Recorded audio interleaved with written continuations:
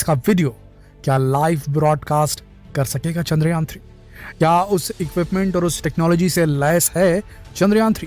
क्या इसरो के पास वो टेक्नोलॉजी मौजूद है?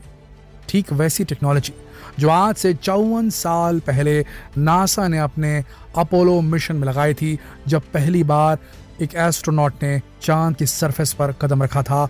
और उस वक्त, आज से 50 साल पहले, पिछली सदी की बात कर रहे हैं हम आपसे, उस वक्त नासा ने उस एडवांस टेक्नोलॉजी का इस्तेमाल करके चांद से चंद्रमा पर पहली बार कदम रखने का जो घटना थी, इवेंट थी, नील आर्मस्ट्रांग की, उसे कास्ट किया गया था धरती पर चंद्रमा से। और 600 मिलियन लोगों ने अपने टेलीविजन पर बैठकर चांद पर मानव के पहले कदम की तस्वीरें देखी थी। अब सवाल यह है, क्या चंद्रयान आज 50 साल बाद वो रिपीट कर पाएगा? क्या चंद्रयान-3 की सॉफ्ट लैंडिंग की लाइव तस्वीरें भारत के हर घर में टेलीविजन पर टेलीकास्ट की जा सकेंगी? क्या ऐसी टेक्नोलॉजी इसरो के पास है कि वो चांद से धरती तक लाइव वीडियो फीड भेज सकता है? आइए जानते हैं इस वीडियो में। देखिए दोस्तों, अगर चंद्रयान-3 ने ऐसा कर दिया और इसरो के पास वो टेक्नोलॉजी है, तो ये तो मान लीजिए कि हर वीडियो प्लेटफॉर्म पे टॉप ट्रेंडिंग पर रहेगा वो वीडियो। हर टीवी चैनल की टीआरपी उस दिन स्काई रॉकेट करने लगेगी, भारत में ही नहीं पूरे विश्व में। क्योंकि चंद्रमा के जिस हिस्से पर कदम रखने जा रहा है भारत का चंद्रयान-3, वो वाकई में सबसे अनएक्सप्लोर्ड पार्ट है। वो सबसे अनएक्सप्लोर्ड पार्ट है चंद्रमा का। आइए जानते हैं कि ऐसी कौन सी टेक्नोलॉजी थी आज से 54 साल पहले अमेरिका के पास, नासा के पास, जो उसने उस वक्त चंद्रमा की सतह से लाइव टेलीविजन ब्रॉडकास्ट किया था धरती पर। भैया आजकल अगर आप किसी से पूछें क्या, खुद ही एक्सपीरियंस किया होगा आपने, थोड़ा सा इंटीरियर गांव तरफ चले जाइए, आपको मोबाइल का कवरेज नहीं मिलेगा। तो फिर चांद से वीडियो करना कितना मुश्किल होगा, जरा सोच के देखिए। आप अपने घर वालों से ज़रा आउट ऑफ स्टेशन क्या चले जाएँ, उनसे मोबाइल पर वीडियो कॉल करते हैं, कितने ग्लिचेस आते हैं, कितने बार कटता है फ़ोन, रिकनेक्टिंग। हमारी धरती पर इतना कवरेज इशू है, तो चंद्रमा तक आखिर कैसे वीडियो पहुंच सकेगा, या चंद्रमा से वीडियो कैसे धरती तक आ सकेगा? आइए समझते हैं कौन सा करामात किया था अमेरिका ने, नासा ने, सन 1969 में, 1969 में, जब उन्होंने वहां से लाइव टेलीविजन ब्रॉडकास्ट किया था। दोस्तों, ये बात थी 1960 के दशक की। अमेरिका और रशिया के बीच में कोल्ड वॉर चल रहा था। दोनों नेक टू नेक लड़ाई कर रहे थे, दोनों को एक दूसरे से अपने आप को ऊंचा दिखाना था। अब रशिया ने यहां बाजी मार ही ली थी, पहली बार अंतरिक्ष में अपना इंसान भेज करके, यानी कि यूरी गागरिन, वो दुनिया के सबसे पहले अंतरिक्ष यात्री बने। उस समय अमेरिका रह गया था पीछे, उसे थी काफी ज्यादा जलन, और इसलिए अमेरिका कोई मौका नहीं चूकना चाहता था। वो दिखाना चाहता था दुनिया को और रशिया को कि वो किसी से भी कम नहीं है, और वो चंद्रमा पर, मून पर एक मैन्ड मिशन भेजना चाहता था, यानी कि अमेरिकी एस्ट्रोनॉट के कदम चंद्रमा पर रखना चाहता था। और उसके लिए उसने ये प्लान किया किस प्रकार से रॉकेट बनाया जाए, किस प्रकार से उसके अंदर स्पेस शटल को ऐड किया जाए और उसमें इंसानों को बैठाकर, एस्ट्रोनॉट्स को बैठा करके चंद्रमा की सतह तक पहुंचाया जाए। पर प्रॉब्लम यहाँ पर यह थी कि दुनिया विश्वास कैसे करेगी, किसने देखा भाई चंद्रमा में क्या हुआ? तो इसके लिए अमेरिका ने, नासा ने प्लान किया था कि वो इस पूरी घटना का लाइव टेलीकास्ट करेगा। और आज तक भी आप देखते हैं कई सारे कंस्पिरेसी थियोरिस्ट जो हैं वो लगातार ये बोलते रहते हैं कि नासा ने जो दिखाया था चंद्रमा पर उतरने वाला, वो सारा कुछ फेक था, स्टूडियो में किया गया था, वगैरह वगैरह वगैरह। ये सब बात झूठी है। रियल में अमेरिका उतरा था चंद्रमा की धरती पर, और उसी को सत्यापित करने के लिए अमेरिका जानता था, नासा जानता था कि ये सारे सवाल उस वक्त खड़े होंगे। ये 1969 में शायद कोई बिलीव नहीं करता कि इंसान चंद्रमा पर पैर रख सकता है, अनबिलीवेबल बात थी। और जो प्रोपेगेंडा वॉर चलता था, जो कोल्ड वॉर चल रही थी तो चली रही थी, लेकिन जो प्रोपेगेंडा वॉर उस वक्त चलता था उसमें रशिया कहीं ज़्यादा 20 था और अमेरिका उस वक्त भी 19 था। तो ऐसी स्थिति में अमेरिका नहीं चाहता था कि उसके इस प्रोजेक्ट, इस मिशन को, ये जो अफवाहें हैं वो निकल जाएं। इसीलिए वो चाहता था कि पूरी दुनिया को लाइव टेलीकास्ट करके दिखाया जाए। अब इसमें चक्कर में पड़ गए जो नासा के साइंटिस्ट थे, भाई हम कैसे करें ऐसा, वहाँ से हम कम्युनिकेशन करें हमारे ट्रैकिंग और टेलीमेट्री सेंटर के साथ में।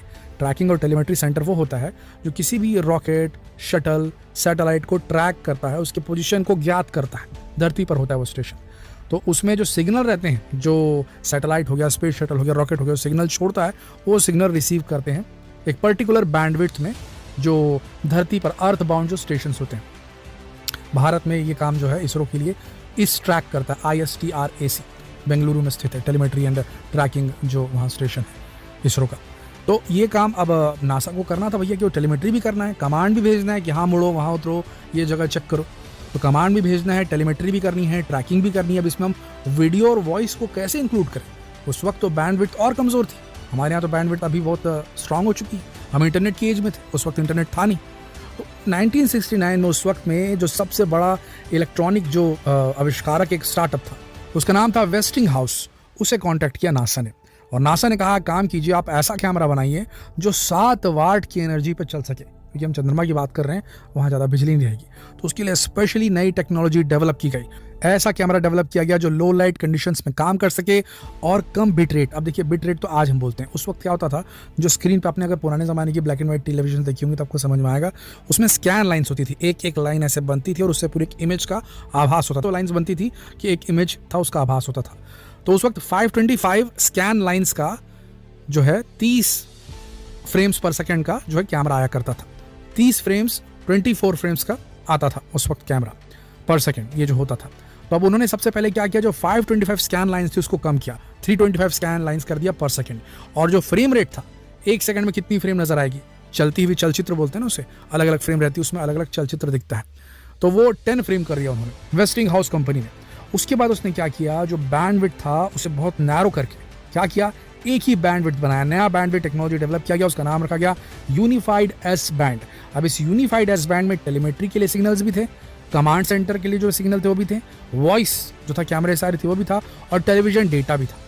तो अब ये तय कर लिया गया एक एंटीना से एक बैंडविड्थ बनाई जाएगी यूनिफाइड एस बैंड, और इसमें आपका telemetry, command, voice, television data सब कुछ रहेगा, एंटीना एक ही रहेगा। अब क्या किया, जो कैमरा था, कैमरा जो है उसको इस प्रकार से बनाया गया कि वो रेडिएशन को झेल सके, रेजिस्टेंट है रेडिएशन के।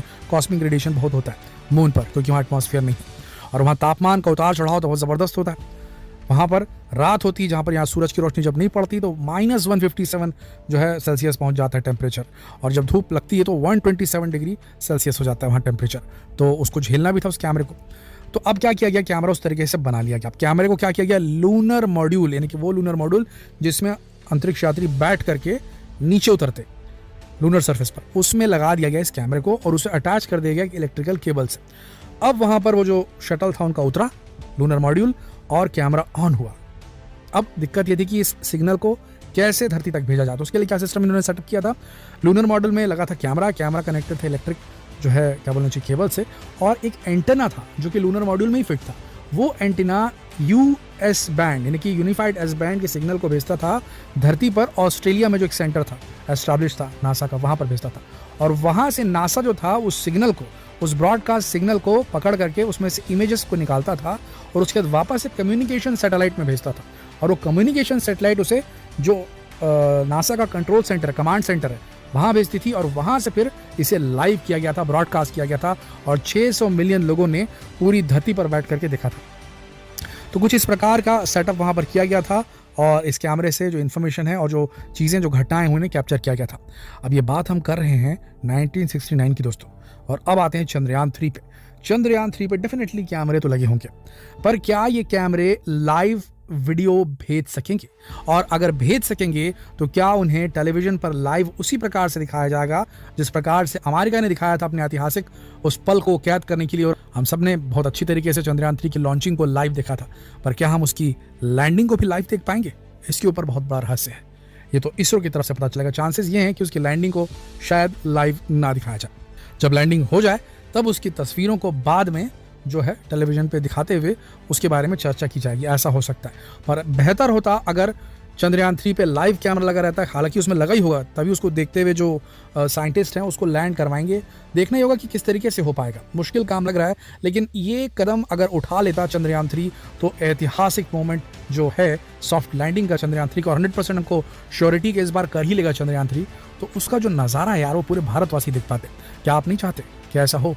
क्या लगता है आपको, क्या ऐसा होगा? क्या हम सब लाइव बैठकर चंद्रयान की सॉफ्ट लैंडिंग को देख पाएंगे? लाइव वीडियो, क्या हम चंद्रमा के सरफेस पर एक भारतीय लैंडर के उतरते, प्रज्ञान रोवर के चंद्रमा की सतह पर चलते विचरते हुए वीडियो हम देख पाएंगे लाइव? क्या पॉसिबल है, या फिर हमें रिकॉर्डेड वीडियो देखकर संतोष करना पड़ेगा? आपका क्या मानना है, आप क्या सोचते हैं, नीचे कमेंट सेक्शन में लिखकर जरूर बताएं, और जितना हो सके इस वीडियो को शेयर करें फेसबुक पर, व्हाट्सएप पर, यूट्यूब पर। जल्द मिलते